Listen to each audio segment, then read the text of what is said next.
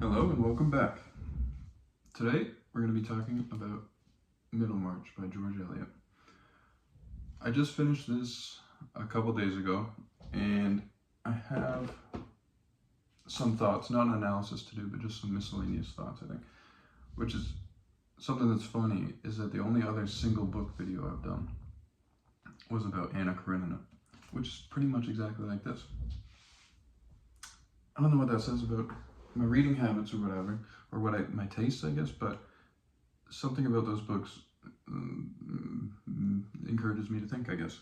Or maybe it's classics in general, I don't know. I don't read too many classics, but that's kind of one of the things I wanted to talk about with regard to this book, is that classics have this way, at least in my experience, of they feel, they kind of put words to thoughts that you have that you've never put words to, which is a simple way to say it, but I'm not a classics author. Yeah, Middlemarch by George Eliot. As soon as I started, I had a few false starts with this book, which means I started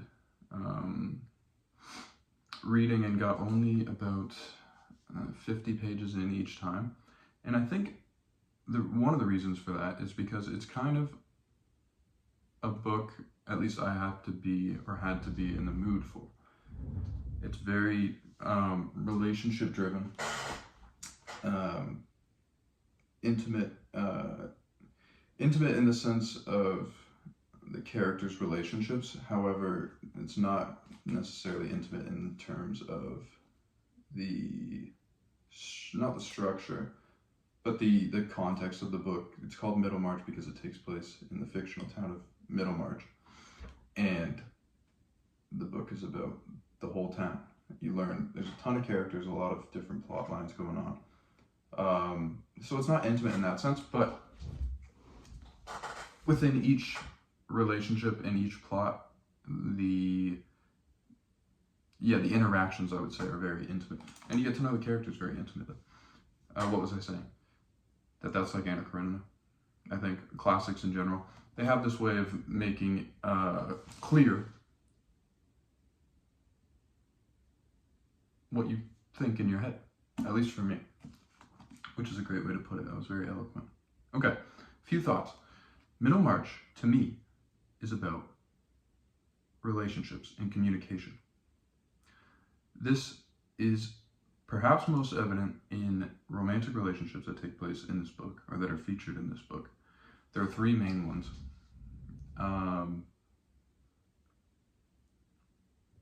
Dorothea Brooke and Edward Casaubon.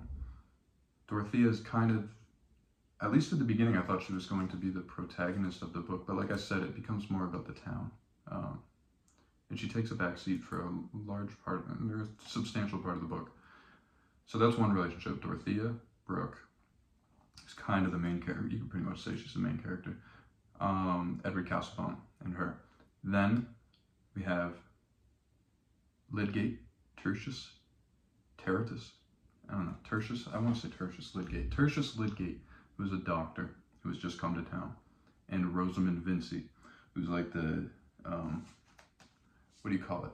Like the debutante, or like she's like the prettiest girl in town. And she's rich as well, which Tertius is not.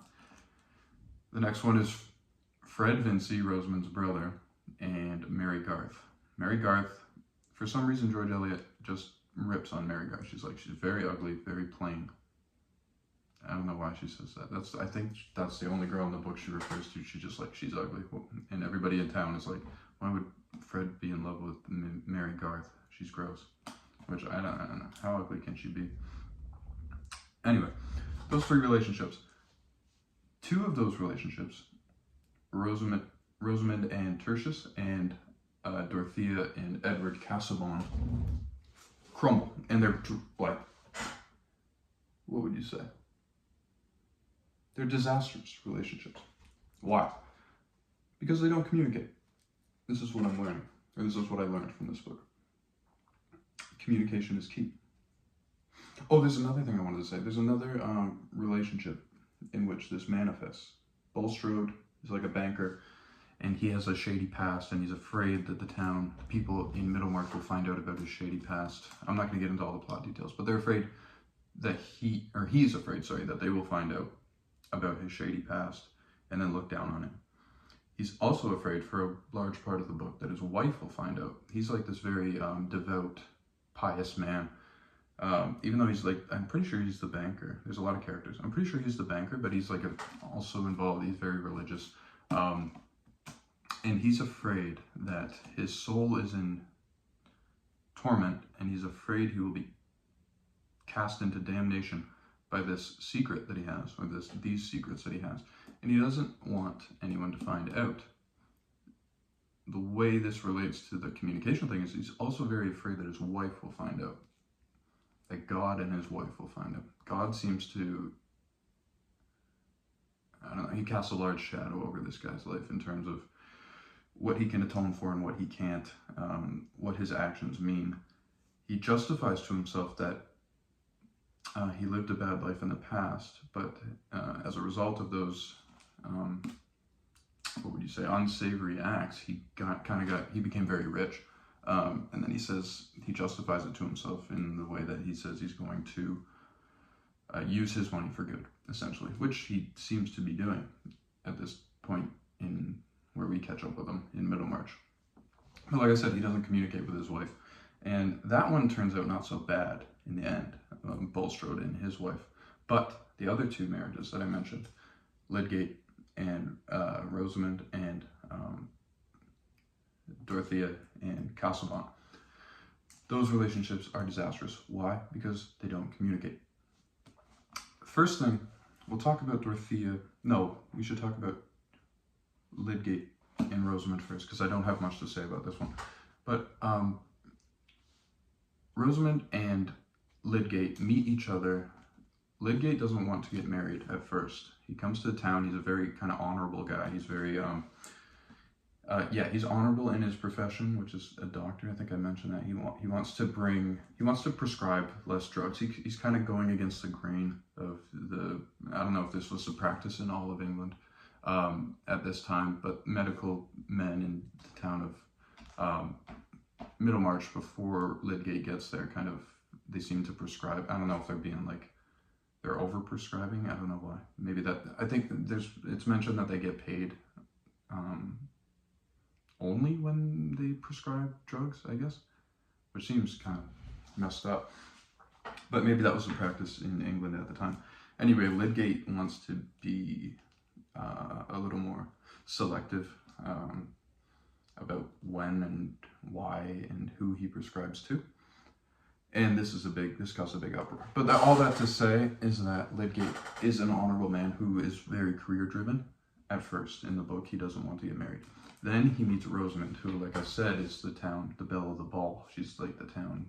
Everybody says she's the most beautiful girl, whatever. She's very rich. Her father is the mayor. I think he's like a manufacturing guy.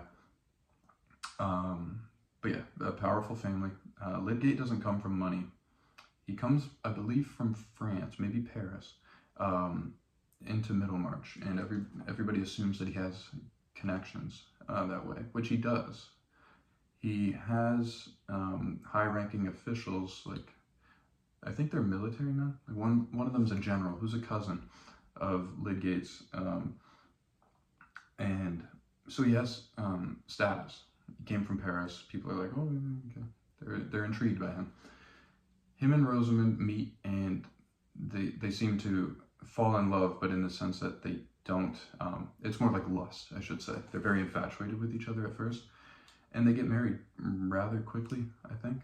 I don't know, a lot of time passes throughout the book, but they get married rather quickly without really knowing each other. This is where the communication thing comes in. Eventually, Lydgate goes into debt, a significant amount of debt, because he's trying to keep up the life that Rosamond's accustomed to with her family, which is very lavish, obviously, but he can't afford it because he's not prescribing all these drugs that the other doctors are, among other reasons, I'm sure. But anyway, Lydgate doesn't tell Rosamond that they broke for a long time. And then Rosamond starts to resent him when she eventually finds out that they're broke. They have to sell some of their furniture, stuff like that. He suggests leaving the house for a smaller one, kind of downsizing. And Rosamund kind of hints to him at the very beginning of their relationship that she's not, what should I say? She's not wowed by his profession. She, for some reason, doesn't think a doctor is kind of an honorable profession, which seems kind of backwards. Or maybe she's just bored by it. I don't really know. But anyway, they don't communicate. First of all, Lydgate doesn't tell Rosamund that they're in debt. They don't communicate. And then Rosamund starts to resent him, and they have this terrible... Back again. Anyway, what was I saying? That they don't communicate. They have a terrible marriage. Anyway, let's move on to Casaubon and Dorothea Brooke. This relationship is... it starts out kind of... It starts out suspiciously because Casaubon is much older than Dorothea. I believe Dorothea's 18 or 19 at the beginning of the book, and Casaubon's implied to be like 40 something, I think. So much older. Which I don't know if that was common at the time. It seems like people in the book, characters in the book, kind of comment on it, and they're kind of disparaging about it. They don't really necessarily approve. So I'm not sure how common that was as a practice in the 1830s when this takes place. But anyway, Casaubon's much older and not attractive according to Dorothea's sister. But he's this kind of, he seems to be a very worldly man, very knowledgeable. And Dorothea is kind of this martyr figure, like a Mother Teresa. It's not Mother Teresa, but a Saint Teresa. And I didn't look too much into that, but she's compared to Saint Teresa, which is like a martyr figure. She just has almost, like, she seems almost too perfect a lot of the time throughout the book, except that she makes this terrible decision of marrying Casaubon, who is a scholar. He's working on this large, I guess it's an anthology called The Key to All Mythologies. Don't really know what it's about, but anyway, it's revealed slowly that he's kind of a fraud in the sense that he keeps collecting notes and reading, but he hasn't really started. I don't know if he started writing the book. Further, Dorothea's main aspiration in marrying Casaubon in the first place, like I said, Dorothea's sister says he's ugly, he's old. Why do you want to marry him? Dorothea marries him because she believes that she can be of assistance to him in terms of helping him with his great work. She believes that this is going to be a great work and that her life's purpose will be fulfilled if she contributes and helps a great man do a great thing. Like I said, Dorothea is kind of this saintly figure in the sense that she's very deferent to other people's desires. At least at first in the book. Anyway, it's revealed that Casaubon's not really writing this book. He's just endlessly taking notes. Then he starts to fall ill because he's so old. Or I don't know if it's because he's old or because his marriage is going terribly. But anyway, their marriage starts to go terribly. Because, well, interesting thing happened. This is what I want to bring up. I highlighted some points here. What's interesting about this book and like the insight that I was talking about, the psychological insight that you can get, or that George Eliot can get, is that it's a very multi-dimensional look at how this relationship falls apart. Like I mentioned, Casaubon's not writing the book. He's just kind of he's not procrastinating because he is working and taking notes, but he's only taking notes, you know? It's kind of like, if you know any academics, or if you've been one yourself, you know exactly what Casaubon's doing. Like, you could spend all day, if you're doing scholarly research, you can spend all day researching, and it's so much easier than writing your own thing, right? Anyway, I related to that because I was in grad school, and I know people that were like this, and I was like this as well at some points. It's much easier to keep on researching, so that's what Casaubon's doing. But Dorothea, who is all enamored with the idea of helping a great scholar. Well, Casaubon won't let her help. Now, why is this? Casaubon won't let her help because he knows inside, he's insecure and he knows he's a fraud. Maybe it's revealed slowly throughout a number of chapters that Casaubon's not confident in himself, which isn't how he appears at first. He appears, at least to me, he appeared to be legit, for lack of a better word. He appeared to be scholarly and he was going to do this important work. But slowly it's revealed that he has real insecurities within himself that Dorothea obviously didn't notice and that he doesn't want to acknowledge. So this is the insight I'm talking about. So once Dorothea starts to find out that he's a fraud, Casaubon in turn starts to realize that Dorothea is realizing that he's a fraud. And this is almost worse than being a fraud himself, this fact that she's finding out. And this is what's crazy amount of insight here. And I'll read from page 200. In Mr. Casaubon's ear, Dorothea's voice gave loud, emphatic iteration to those muffled suggestions of consciousness which it was possible to explain as mere fancy, the illusion of exaggerated sensitiveness. Always when such suggestions are unmistakably repeated from without, they are resisted as cruel and unjust. We are angered even by the full acceptance of our humiliating confessions. How much more by hearing in hard, distinct syllables from the lips of a near observer, those confused murmurs which we try to call morbid, and strive against as if they were the oncoming of numbness. And this cruel outward accuser who is there in the shape of a wife, nay, of a young bride, who, instead of observing his abundant pen scratches and amplitude of paper with the uncritical awe of an elegant-minded canary bird, seemed to present herself as a spy watching everything with a malign power of inference. So that will give you a hint also to the writing style in this book. It's insanely hard to read. Maybe I'm dumb and I don't read a lot of classics, but this is on a sentence-to-sentence level, this might be the hardest book I've ever read. All of the sentences in the book are exactly like what I just read. The language is obviously a little bit antiquated. Also, she's getting at a lot in each sentence. George Eliot is. So each sentence you'll have to read twice in this book. The book is 800 or so pages. It's more like 1,600 because you're going to have to read each page twice. But anyway, what I was getting at with that is that there's a deep insight into how Casaubon feels, which I thought was admirable because Casaubon's an antagonist. For the first half of the book, he's an antagonist, essentially. Dorothea is the main character, the protagonist. We're supposed to be sympathetic to her, and we are. But Eliot shows us that Casaubon has these just as rich an inner life as Dorothea has, the main character, which is admirable, especially in a villain character, I think. So, like I said, Casaubon is insecure in himself already. Now that Dorothea is finding out that he has reason to be insecure about himself, he's even more insecure about that. Which is, I think, is just, it's a concept that you don't get from a lot of books. I think you have to have a very insightful author to pull that off.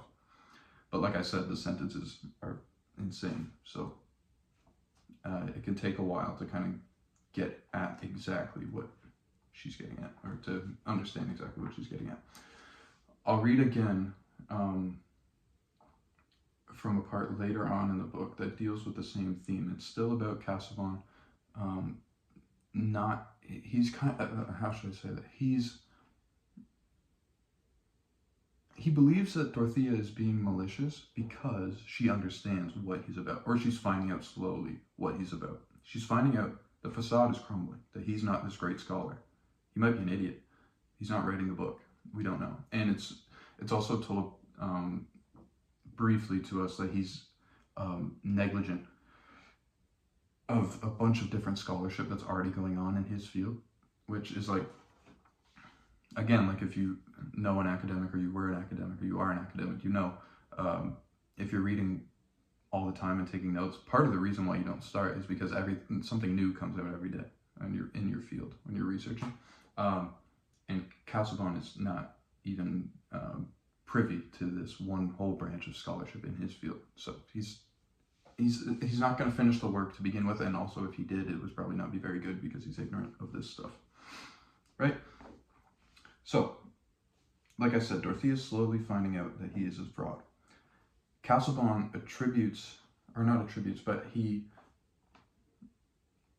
he takes this to be, like I said, malicious from Dorothea, but it's really not. But this is what's so complex about these relationships and the characters themselves, is that you understand, you can sympathize a little bit with Casaubon, because if you've ever been in that situation where you have an insecurity in yourself, and the person perhaps that you love the most, or even just a person you love, finds out that insecurity, it almost is like, how should I say this? It's a very complex, I think, idea, or maybe I'm just not explaining it well. But if the person finds out your insecurity, it's kind of an acknowledgement of the insecurity, right? Or you can take it that way. You could take it to be, okay, if so-and-so believes this about me that I already believe about myself, it must be true, you know? And there's a simpler analogy to this that people use all the time, and that it's kind of slipping my mind. I can't really remember. Oh, it's like when somebody insults somebody about something that they're insecure about. The person that was insulted is like, you know, and this happens, I think, it's not exclusive, but I think it happens a lot with boyfriends and girlfriends and intimate relationships like that, romantic relationships, is that noticing something or commenting on something that somebody's already insecure about kind of makes it even worse, just because it kind of, like I said, it seems like an acknowledgement or an acceptance or a validation of the insecurity. I dropped something. But anyway, so this is what I'm talking about. I think it's quite deep. But anyway, I'll read. Poor Mr. Casaubon. This suffering was the harder to bear because it seemed like a betrayal. The young creature who had worshipped him with perfect trust had quickly turned into the critical wife, and early instances of criticism and resentment had made an impression which no tenderness and submission afterwards could remove. Like I said, Dorothea, like Casaubon has no real reason, no valid proof or any objective reason to believe that Dorothea is being malicious. But he refers to her as she's turning into a critical wife, right? And Dorothea really only comments, I don't know if she ever comments on the fact that he's a fraud, essentially. But he does notice, Casaubon notices, that Dorothea used to worship him and now she's not. Right? So, like I mentioned, Casaubon, seeing this kind of skepticism within Dorothea, makes him all the more insecure. And I don't know, I'm at 12 minutes. That's not too long. That's kind of all I wanted to talk about. What was the main point? The communication thing, I think. This, oh wait, there's one more thing I want to read about that. We're on the same page. It's 419. I don't even know if I mentioned that. Okay. I don't know where I should start this. Okay, here we go. Instead of wondering at this result of misery in Mr. Casaubon, I think it quite ordinary. Will not a tiny speck very close to our vision blot out the glory of the world and leave only a margin by which we see the blot? I know no speck so troublesome as self. And who, if Mr. Casaubon had chosen to expound his discontents, his suspicions that he was not longer any adored without criticism, could have denied that they were founded on good reasons? On the contrary, there was a strong reason to be added, which he had not himself taken explicitly into account, namely that he was not unmixedly adorable. He suspected this, however, as he suspected other things without confessing it, and like the rest of us, felt how soothing it would have been to have a companion who would never find it out. What? It's just like a lot of the classics I've read, specifically, like I mentioned already, Anna Karenina, the Brothers Karamazov. I thought this kind of psychological depth, psychological insight was exclusive to the Russians at first, which is kind of like when you start reading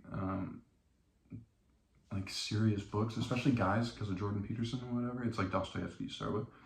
Then you read Dostoevsky and you're like, wow, that's the best thing I've ever read. You keep reading, hopefully, You get to Tolstoy and you're like, okay, Tolstoy's much better than Dostoevsky. Tolstoy is like the master, right? So the only other books I've gotten this kind of insight from is like Anna Karenina, War and Peace, and the Brothers Karamazov. I thought it was exclusively the Russians that can do it, which is silly, of course. But yeah, just like the most complex thoughts you don't think can be expressed in writing. George Eliot did it. So it's not a perfect book. It's probably a little too long. Like I mentioned, Casaubon and Dorothea's relationship obviously fails, and then this Will character, who is a sympathetic character, and I think he's a good character. He's Casaubon's like nephew or cousin or something. And it's implied that like as soon as Dorothea and this guy Will, Ladislaw, as soon as they meet while Casaubon and her are still married. It's like, oh, okay, there's a spark here. Right? And you think that's going to be developed a little more, but it really isn't. It's kind of like the whole book is kind of leading up to Dorothea's, to see what Dorothea's going to do. I don't want to say like Dorothea's, like there's no kind of ultimate purpose that should be fulfilled in Dorothea having a relationship, because the whole point of the book is that Dorothea is kind of this martyr figure, right? She does for others instead of herself. But it's kind of like it's one of the main plot points is that Dorothea is going to end up with this guy Will, who's, like I mentioned, is Casaubon's nephew, or he's related somehow. But each time they don't meet that many times, to be honest, after Casaubon and her are no longer together. They meet a handful of times, and it's like, okay, they have good rapport. You know, they kind of have this banter back and forth, and it's fun to talk to each other. And then it's kind of like, oh, okay. So they're deeply in love now. And then at the end, of course, they end up together, and it's like, oh, well, that relationship wasn't really developed. It was kind of just like, they have good conversations. I don't know. So that's one flaw in the book, but like, who cares, you know? I got cut off again, but I'm wrapping up now. I was saying I had some problems with Will and Dorothea's relationship, just in terms of I didn't think there was much development, and they kind of just in love, and that was it, which is fine. But the relationship, I think, between Fred and Mary, the other marriage I didn't even really touch on, but that's the third main kind of love or relationship that you're following. That one's very intriguing, I thought, because Fred is kind of like a young guy. He's aimless. He went to school on his father paid for him to go to school, I think to be like a priest or something, so to be in like the seminary or whatever, but he didn't want to do that, and then he kind of just wasted all that schooling, and then he had some money, he was betting it on horses, and then he started like pawning off his debt onto other people, and eventually he pawned it off onto Mary Garth's parents, and he loses that money and can't pay them back, which kind of puts him in like financial ruin, it seems like, for at least a little bit of time. But what's intriguing about that plotline, that relationship, I think, is that like Fred is like clearly not ready for Mary Garth or for anybody at that point in his life. And instead of like kind of the problem I had with the Dorothea and Will relationship was that it was kind of like they're in love, there you go, they're going to end up together. That the Fred and Mary relationship seems to me much more authentic, just in the sense that Fred has to grow up before Mary Garth will marry him, and that's a testament not only to George Eliot, the author, but to the character of Mary Garth. Is like, you can tell she's very down to earth, very grounded, very pragmatic, and very realistic. That she won't marry Fred. She kind of has this honor or these morals that she won't marry Fred just because they're in love, which all throughout the book you can kind of tell they are. They have this kind of back and forth, like kind of like a sibling type of relationship, because they've been friends since they were very small children, but they have a good rapport, is what I should say, and they're clearly in love. But unlike Will and Dorothea, unlike Rosamund and Lydgate, who get married just based on like a mutual kind of lust our attraction at first.